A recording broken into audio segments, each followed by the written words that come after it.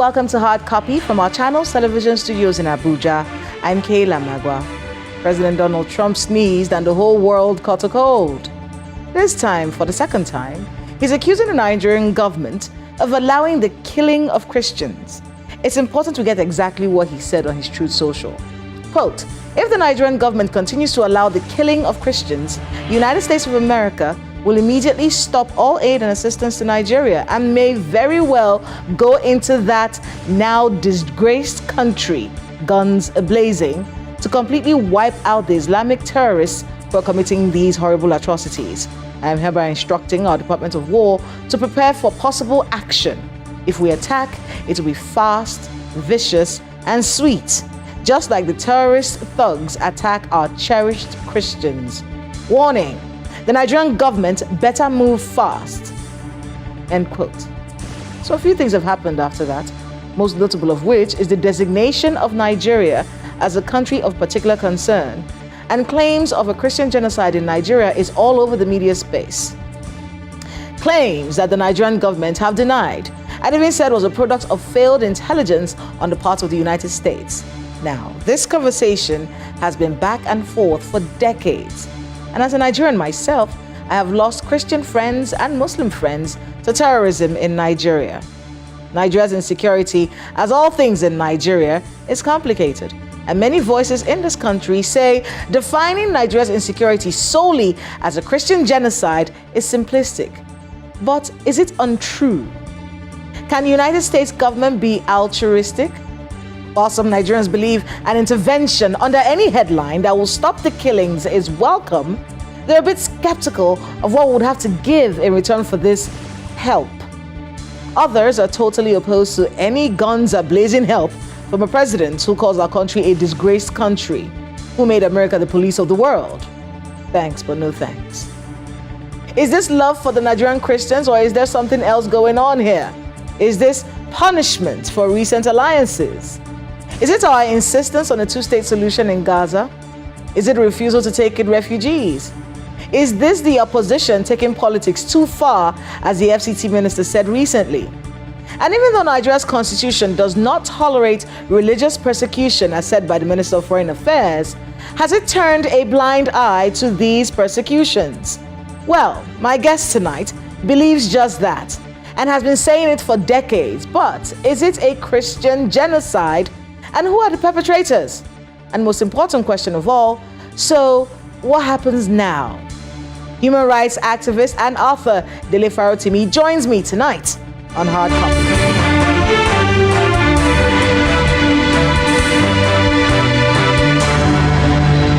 Mr. Dele Farotimi, welcome to Hard Copy. Thank you very much, Kayla. Thanks for having me. When this story broke, when we heard the threat from President Donald Trump saying, I'm going to invade Nigeria, guns a-blazing, what was the first thought that came to your head? I didn't hear a threat.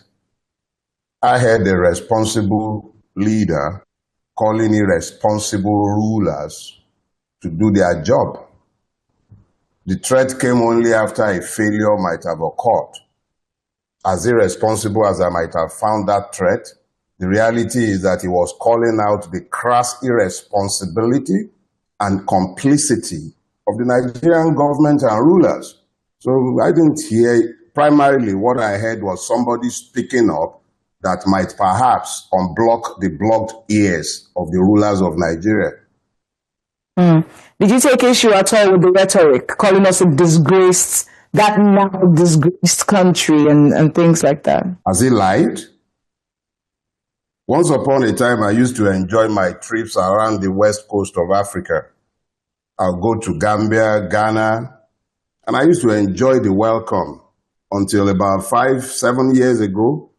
I saw increasing hostility because of the disappointment that Nigeria has proven itself to be in the Committee of Nations. So it doesn't require Trump to inform me of the fact that Nigeria has been serially disgraced all over the world on multiple occasions, largely because of the kind of irresponsible rulers that we have been cursed with.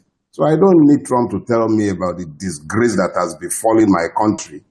He hasn't lied. I look at the truth, not the person speaking the truth. When it's the truth, you just have to accept it for what it is. What is it about us that has been graceful or that has inspired pride. So somewhere in your mind, you think Donald Trump is altruistic, the savior of Christians in Nigeria? Look, Kayla, Yorubas have this proverb that the child that does not listen to admonitions at home would be taught outside.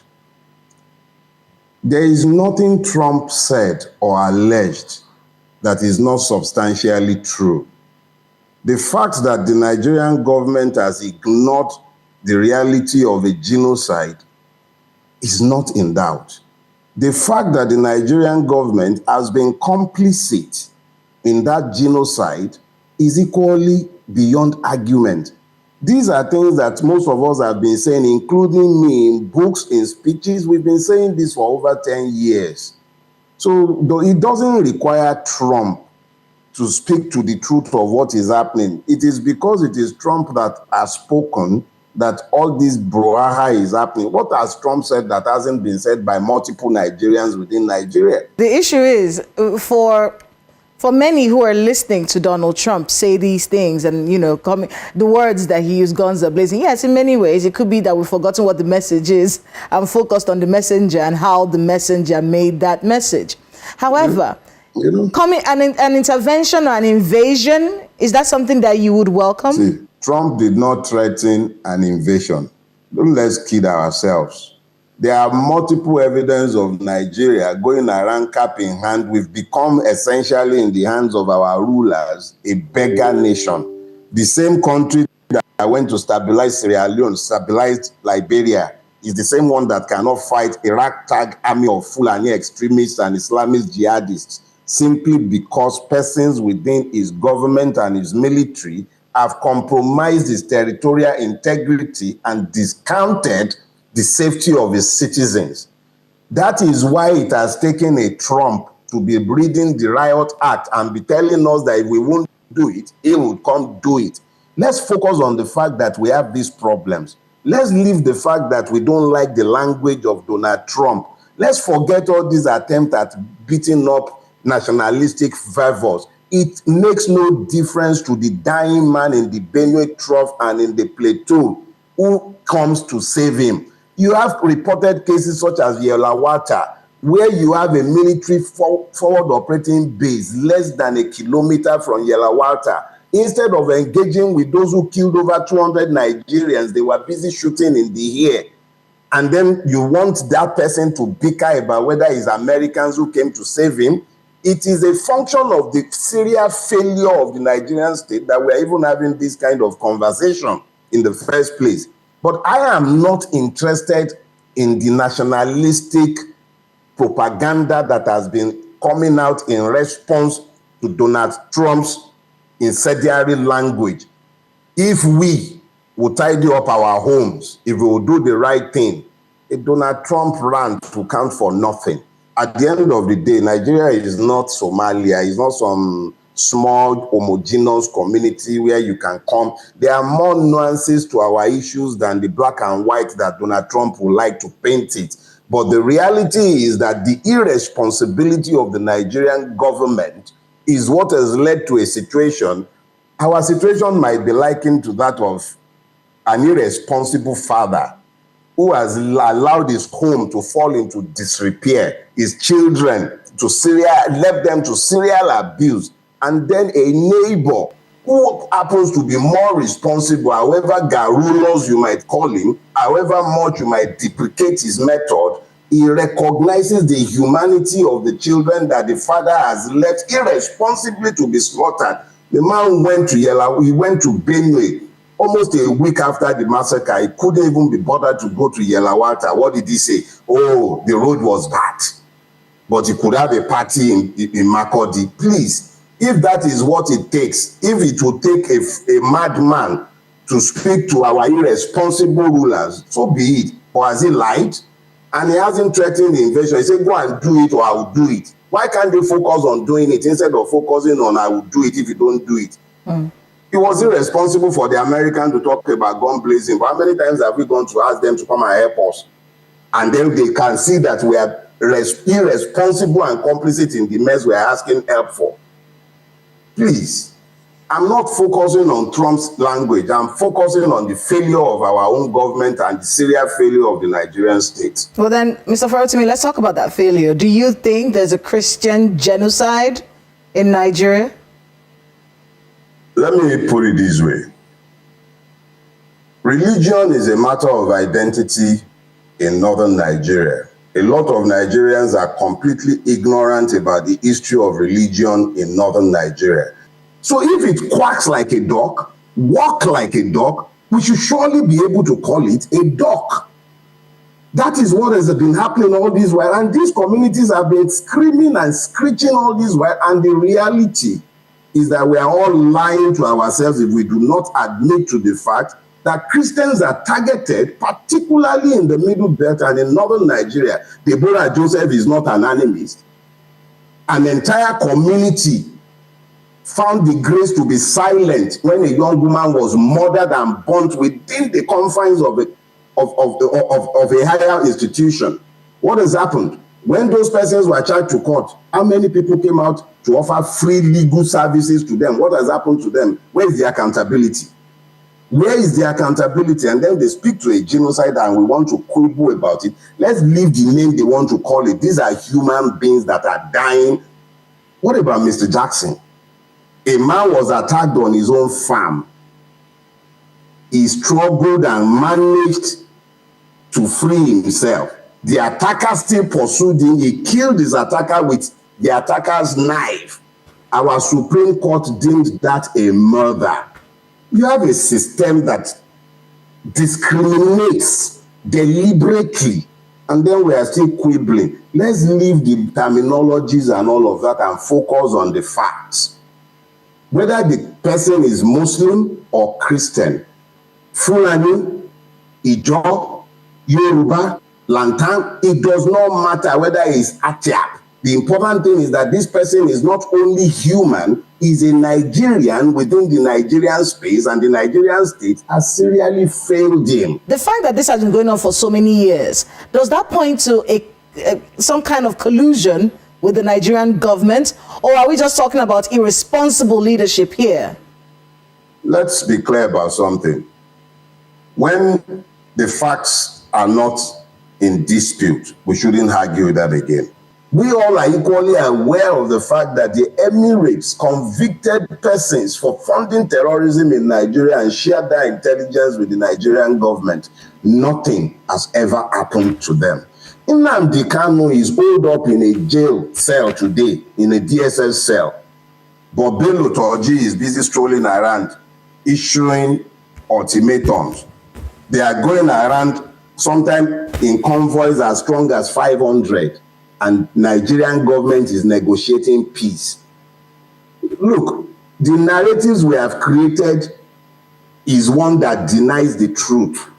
But the truth continues to slap us in the face on a daily basis if we care to look. Reality is, whether we call it genocide, whether we call it irresponsibility, whether we call it complicity, the reality is that what is happening in Nigeria is intolerable. That somebody somewhere found the grace to get involved to the point where they are telling us, go fix it or we'll come fix it. It speaks to the height of irresponsibility that has come to characterize Nigeria, its governance, and everything connected to it. But it does not shift the truth, and it does not change the fact. There are people dying in droves, and the government, for whatever reason, the same Nigeria that could once enforce peace in faraway land is no longer able to enforce peace in his own country. It was Abacha that said, when insurrection, insurgency, insecurity last longer than 24 hours, government is involved. Let them ask themselves what has happened to us. Some have said that calling the insecurity in Nigeria or defining our insecurity based on religious lines would be a little simplistic. I got an analogy recently where someone said our insecurity in Nigeria is like soup. there are too many ingredients inside of it. It's even gotten to a point where you can't exactly separate the ingredients. There might be some genocide going on in there. There's land grabbing going on. There's banditry. There's kidnapping. There's a business going on in here. So a lot of things have led to where we are, which in many ways is why the Nigerian government is saying, listen, President Trump, we hear you, but what you're saying is based on wrong intelligence. There's more to it than you think. What do you make of that? And there really is very little that is unique about our situation. What is unique is that for the first time, somebody has spoken and our government is listening. So what I was saying in essence is very simple. Don't come into Nigeria gun blazing. But there are sufficient body of laws within the international community that should serve as sufficient to deal with the situation he was describing. If you say there is a genocide, you have more than enough to work with. And I can't recall a single place that America has gone gun blazing that has had a happy ending. So I wasn't looking for anything gun blazing, but the fact that they are complicit persons is beyond argument. Beyond argument. And so if America is really, really that keen on helping us, I would imagine that those are the kind of help that they can extend to us that wouldn't even create any mess of, there will be no need to come gun blazing. Well, Mr. Farutimi, we do have to go on a break right now. When we come back, we'll be examining Nigeria's response to this situation. And then, of course, there are so many conspiracy theories out there and suggestions on how the Nigerian government and the American government can work together to get the best out of this unfortunate situation. So please stay with us on Hard Copy. We'll be right back.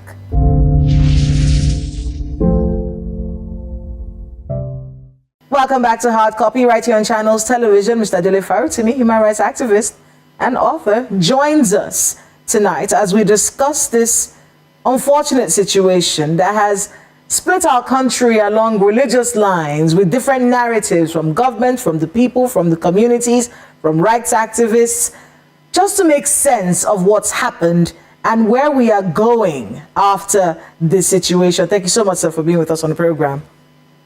Thank you for having me. All right, let's examine the Nigerian government's response so far. And I wanted to also get your thoughts on something Professor Wole Soyinka said recently, describing Donald Trump as a petty bully, likened him to Idi Amin. What do you make of that in the wake of this situation that we're dealing with? Well, that Donald Trump is a bully is a fact that shouldn't be in any dispute. But as bullies go, he's my favorite bully in the wide world right now because there are many more bullies in Nigeria than Donald Trump, whose bullying affects my life directly. When people bully me into accepting the fact that they are building a kilometer at 22 billion, and I have nothing to say about it, I can't even bleed, those are bullies. When people bully me and slaughter unknown number of people at the toll gate, those are the bullies that concern me. The bullies that went to Yelawata and murdered over 200 Nigerians, I'm worried about those kind of bullies.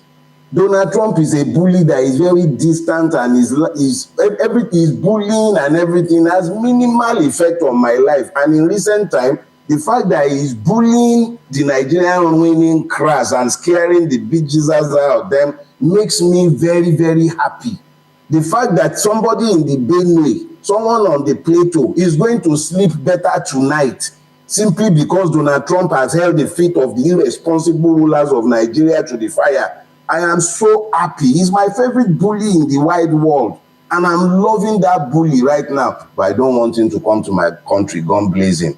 But he's a bully that I'm loving. All of a sudden, the security agencies in Nigeria appear to have woken up. I love that bully.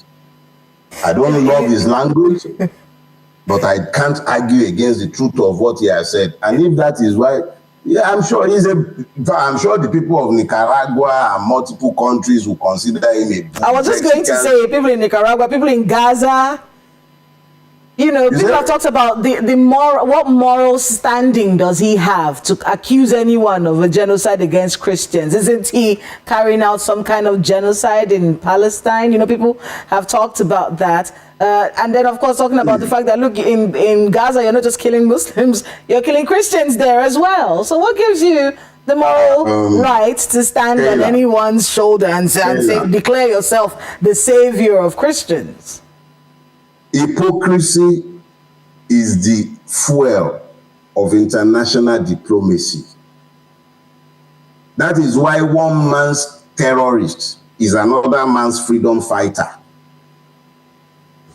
I am not going to be concerned about the fire next door, or rather, did I say next door, in the next town, when my own roof is on fire. Fact of the matter is this: let us deal with the reality that has been painted for us. Some of us have held up mirrors for a while, showing Nigeria the fact of its ugly nudity, but it refused to change. We spoke until we've been horrors. We even spoke until we landed ourselves in prison. But now, somebody from outside is the one telling them the truth is not devalued in the mouth of a liar. The question is, as Donald Trump lied about the killings, maybe you don't like the fact that he has called it a genocide, which is a very political word to use, especially when they have all these crevices to hide behind and everything. But it doesn't change the fact that unacceptable casualties have been taken within the boundary of a country that proclaims itself to be at peace, whose rulers gallivant all over the place as though people are being buried in mass graves. And we are still quibbling over what name Donald Trump is calling it. He's calling it. There was one imam a few years ago who was honored for hiding, God knows, countless number of Christians in his mosque in Plateau. Who are the people hunting those Christians? The only thing that qualified them for death was their faith, and their faith is linked to their ethnicity. Because as I told you at the beginning, religion is a matter of identity in northern Nigeria. That's why the northern Christian is not the same as the southern Christian. All these pentirascals in Lagos and everywhere can be lying about whether there is genocide or no genocide. The ECWA pastor who is burying his church members and tribesmen in droves, he knows what is happening to him. When he knows that he can't even go back to his ancestral land without risking death, he knows that it is genocide. So I don't need Trump to tell me what I have seen and heard within, and I have been using the word genocide to describe what is happening in Nigeria for close to 10 years. That all of a sudden, people whose ears were blocked and were not listening are suddenly listening. It's not because they cared. They don't need Trump to tell them what's happening in their country. They are complicit in what is happening in their country. That they are suddenly bleating now is because they know that all of a sudden, somebody crazier than them is asking questions of them, not because something strange is being told to them. They are already aware of the fact of the killings, and if they don't want to call it a genocide, they don't want to call these things massacres, even though they themselves have been directly complicit. They were there in Lekki, they were there in Zaria. So it's nothing new. These are persons exercising the powers of impunity extended by the Nigerian state and the insurance that comes with that nothing will happen, they can do as they care. No consequences. How many of these murderers are in prison?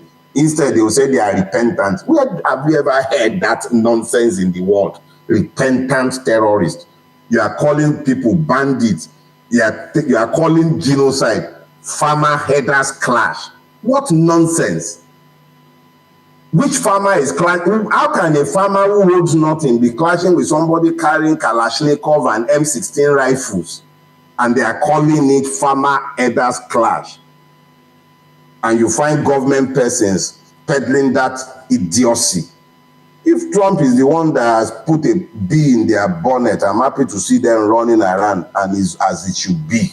Is it possible?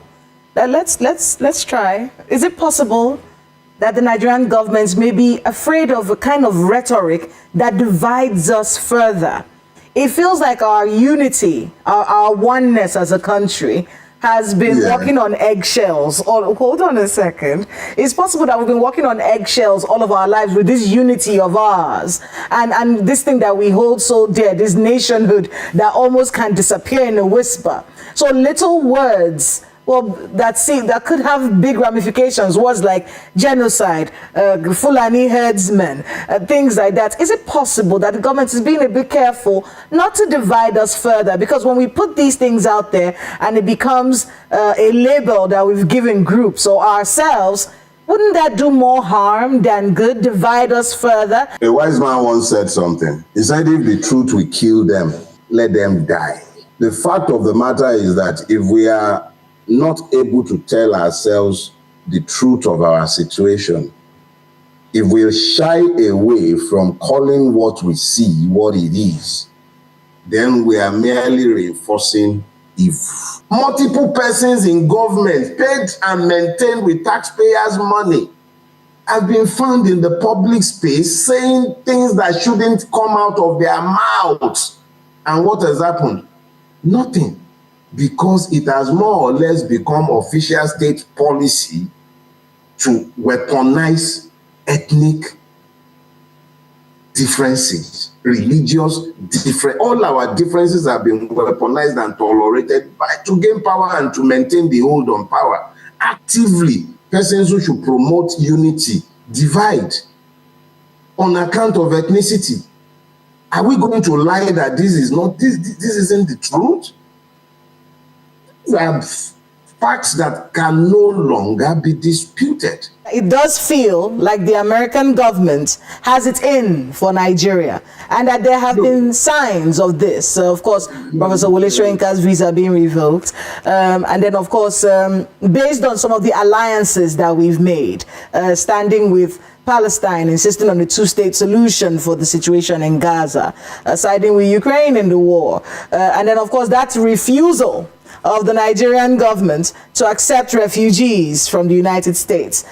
Many people have said that these are the reasons why the American government, that they've had it in for us, and they just got an opportunity from politicians who some say took politics too far by taking this story and asking for the American government to help us out. They decided to latch on that to be punitive on the Nigerian people. Do you agree with this? I am not blind to the fact of American hypocrisy, but I am saying that ignore the messenger.